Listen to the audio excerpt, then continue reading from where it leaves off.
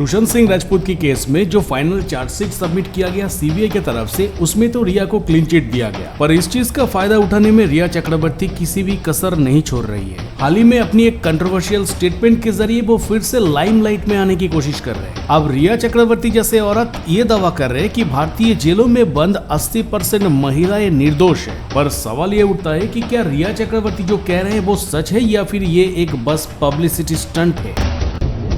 हाँ, वो ही रिया चक्रवर्ती जो कि सुशांत सिंह राजपूत के केस के बाद खुद अरेस्ट होके खुद को तो बेगुनाह बता ही रही थी, लेकिन अब उन्हें अचानक 80% महिला जेल में निर्दोष भी दिखने लगी। अगर जेल के अंदर 80% महिला निर्दोष है तो फिर सवाल यही उठता है कि क्या हमारे कानून इतने कमजोर है कि बिना ठोस कोई सबूत के इतने सारे महिलाओं को सालों तक जेल के अंदर कैद करके रखा, या फिर ये सिर्फ रिया का और एक इमोशनल कार्ड है जिसमें वो खुद को पीड़ित दिखाना चाहती है।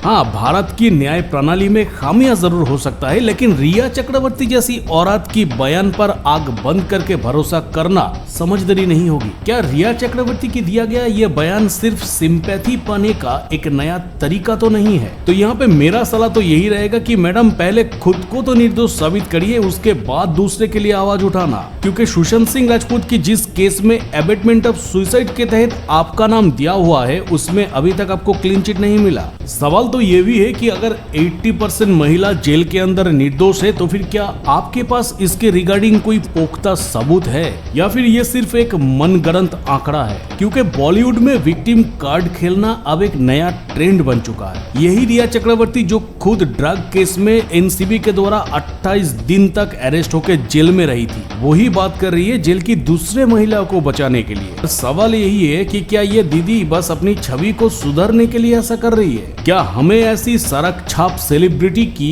ये कंट्रोवर्शियल स्टेटमेंट को गंभीरता देना चाहिए? तो इस विषय में आपका जो भी राय है कमेंट सेक्शन पे कमेंट जरूर करिएगा।